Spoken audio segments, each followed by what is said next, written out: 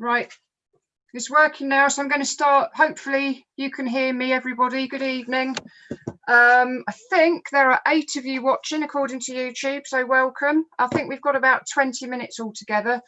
I'm just going to give you a bit of an update about what's been happening locally. So I was elected about 16 months ago, so seems like quite a long time now. A lot has happened. So in terms of the green priorities locally, we've planted an orchard in East Ilsley. I managed to get some match funding from West Berkshire Council for that. And we are now investigating planting some woods in East Ilsley as well.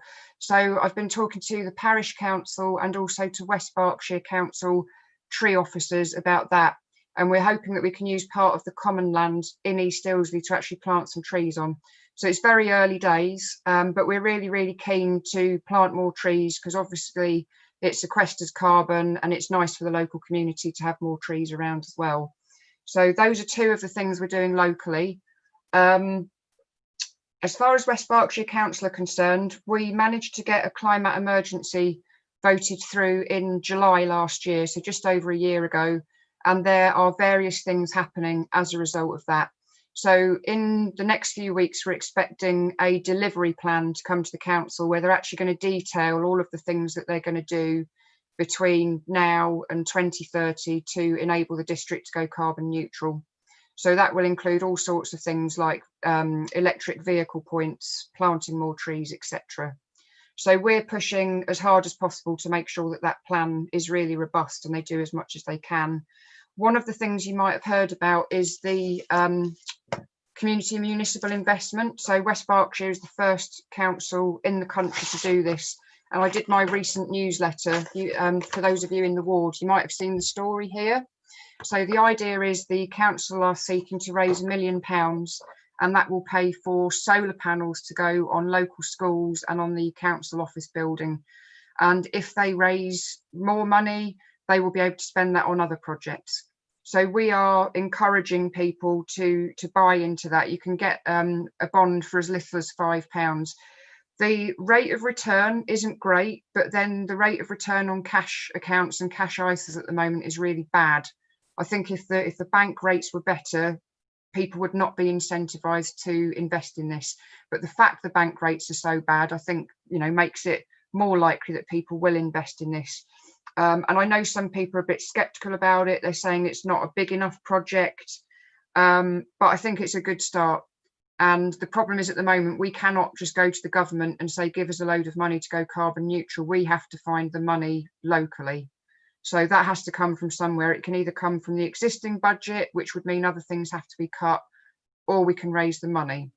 And it's a good way of getting the local community involved at the end of the day because they feel part of the project. And if they invest, they will get updates from Abundance, which is the company that deals with the bonds. So they'll be able to keep a close eye on how that's going. Some other things locally, the local Green Group has been trying to encourage the council to keep the pedestrianisation of Northbrook Street. That was brought in during the lockdown to enable people to socially distance and not have to dodge the traffic early in the morning and late in the evening. It was a temporary measure, which I think is going to end on the 7th of September, but we are pushing for that to be permanent because it's good for social distancing. It's nice for the local cafes and pubs if they want to put seats out on the pavements. People can use those, and you don't want traffic coming through if you're trying to enjoy a drink in the evening or go to late night shopping. So that's something we're pushing for. Whether we can get that or not, we don't know. But we are going to be putting a motion to full council, I think the week after next, or it might be next week, to try and get that through. So we're trying to get cross-party interest in that, but there are only 3 of us out of 43 councillors, so it is very, very difficult for us to get anything through, but we can try. Another thing, there are electric charging points for cars in the centre of Newbury, which are actually on really densely populated streets where non-EV cars are parking in those places and people can't actually use the EV charging points. So we are arguing for those to be EV only, and if they can't do that on those densely populated streets, we want them to move the EV points to somewhere else in Newbury where people can be confident that if they want to charge their car, they can go there and it won't be blocked by a non-EV car. Because the way we see it, it's a waste of money to put those points in if people can't even use them. They are intending to put more electric vehicle points into the Kennet car park as well, which is good. Other things, planning is a really, really big thing. So I'm on something called Western Area Planning Committee. The district's divided into two. There's a Western area and an Eastern area, and it's a cross-party panel of councillors that comes together every 3 weeks and makes decisions about planning applications. So some planning applications are very non-controversial, and planning officers will literally sit at their desk, they'll check that the paperwork is in order, and they will approve or reject planning applications. But if things are particularly controversial or significant, they will come to that committee. So locally, you're probably aware of the Institute site in Compton. That's coming up. Proposal to put 250 houses there, even though the original plan was for only 140 houses. So that's caused a lot of controversy. And obviously people are concerned about infrastructure, whether the local schools can cope, the local doctor's surgery, bus services, etc., etc. And the other one is, I always have to check this. I get it the wrong way round. It's Ilsley Barn Farm. I always call it Ilsley Farm Barn. But anyway, it's up on Sunrise Hill. So that's just to the east of East Ilsley if you're going towards Compton. And the proposal there is to have some small business units instead of an agricultural barn. So those are two particularly controversial planning applications at the moment. As a member of the committee, I am not allowed to say in public right now whether I support or oppose them, because the developer, if they lose the vote at the committee, could turn around and appeal it and say that I was biased and I didn't come to the table with a clear and neutral mind, happy to look at all the evidence. So I have to be very, very careful about what I say. But obviously I'm listening to what everyone has to say about those two applications. And I will take all of that information with me in my head when I go to that committee meeting. And the officers will present all of the information to us. We debate it on the night. And we take a vote there and then. At the moment, I can't say when those planning applications are coming through to committee because we haven't been given dates, but the meetings are every 3 weeks.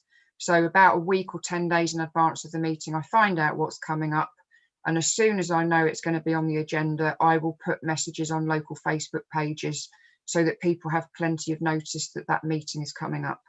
All meetings are on Zoom at the moment, so anyone who's interested in those planning applications can go on Zoom and they can watch the debate and see what happens with the vote. What else was I going to mention? Oh yeah, a lot of local people have very kindly donated things for the anti-HS2 camp in Wendover in Buckinghamshire.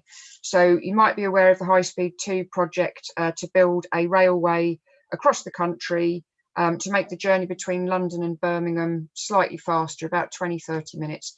It's very, very controversial because it's going to go through a lot of ancient farmland and ancient woodland, and also a number of farmers and other local people are being evicted from their land in order to make way for the train line, and also all the allied building areas and construction areas that all of the guys are setting up around the train track itself. So it's going to cause quite a lot of decimation of wildlife and woods and so on. And a lot of local people have very kindly given donations for me to take down there. So we've been taking food and clothing and building materials because they've been making tree houses to try and protect the trees. And the reason that I'm particularly interested in this is because one of my colleagues, Steve Masters, who's a Green Party councillor for Speen Ward in central Newbury, he has been down there living in a tree house trying to protect the area. And he was actually arrested on Friday along with 4 other protesters for blocking an entrance to one of the HS2 compounds. There's a lot of local support. People are not very happy about it. People are being evicted who haven't received their compensation payments from the government yet.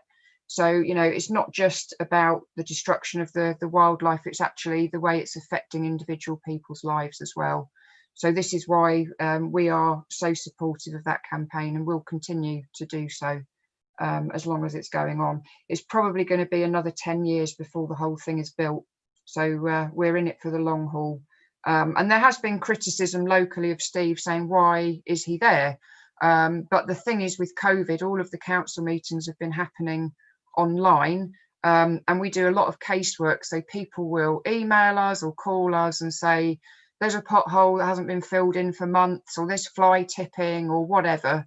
All of that stuff is happening either via email or via phone calls at the moment. So to be quite honest, you could be sat on top of a mountain and be a councillor as long as you've got an internet connection. Obviously, if we were going around knocking on doors all the time like we usually would be when there's not a pandemic, that's a different issue. But just to reassure people at the moment, you know, Steve is carrying on doing his job. And I find it quite disappointing that some people who should remain nameless have been very, very critical of him. And yet we have a commitment to going carbon neutral in this district. And climate change doesn't respect district boundaries, you know. So at the end of the day, we feel like we should be doing as much as we can in as many places as we can to try and tackle climate change. And right now, that fight there is, you know, the front line, basically. So that's why we continue to support them. Last but not least, I'll just mention something that a few of us locally are looking at is whether we should do a campaign around diet, plant-based diet, veganism, however you want to describe it. I'm very conscious when I talk to people and I try to encourage them to go carbon neutral that they cannot necessarily afford an EV car, or they can't afford solar panels. I can't afford it because my councillor's income is very, very low. And I feel like a bit of a hypocrite saying to people, why don't you get solar panels if I can't even afford them myself? So I think a diet campaign would be pretty good. I've been doing a lot of research into it. There is evidence that carbon emissions from cattle farming are actually worse than the total amount of emissions from transport around the globe. So I think this is something that we should explore. It's something where we don't need the buy-in of West Berkshire Council. It's something that we as local people could just get on and do ourselves and hopefully feel that we can make progress quickly in a way that we can't necessarily do with the council because we have to wait for motions to pass and all of that kind of thing. So if you are interested in that issue of diet, of cutting down on meat and dairy, you know, get in touch with us because we want to try and launch a campaign around that soon. So do get in touch, give us your ideas, give us your feedback on that. And it's, you know, it's not going to be a thing of like, you know, you've got to eat whatever you can harvest out of the trees and on the ground. It's not going to be that kind of thing. I think if we can encourage some meat eaters to go vegetarian and some vegetarians to go vegan, I think that would be a really good thing. And I am conscious as I've been going around delivering this newsletter, I've chatted to a lot of people in their gardens and they have been growing vegetables in their gardens during lockdown, and it's something they've really enjoyed. Some of them are now talking about getting an allotment because they want to have more space to do more growing. I think there's a real, you know, appetite, to pardon the pun, for, you know, for growing more of your own vegetables and going plant-based. So that's something that I think we should encourage. So I think that covers it all from me. I don't know if Vanessa, the host, is going to come back in at this point or not, or whether there's any questions. I will have a look on YouTube and see if there's any questions on there. But if not, you can get in touch with me. Contact details on the newsletter. So some of you might not be in the wards, you might not have seen the newsletter. Contact details on the bottom. So there's my email. Hopefully it's not back to front. Phone number. You can find me on Facebook. Just look me up on there. And do get in contact if you've got any questions or you want to get involved in what West Berkshire Council are doing or in a campaign around plant-based diet. If you want to talk to me about how we got the orchard in East Ilsley, how we're going to get the woods in East Ilsley, do drop me a line and have a chat, because I'm very keen to talk to as many people as possible and get them involved in what's happening locally. And I have got another 2.5 years before the next election. So I will continue to do these newsletters and keep people up to date. I use Facebook. I write for the local magazine. So we've got the East Ilsley Communicator, East Ilsley and Compton Compilations magazine, and the Broadsheet as well, which covers Hampstead, Norreys and Yattendon. So I continue to write for those as well. So, you know, you should hear quite a lot from me. And do get in touch if you need to ask me anything. Thanks very much.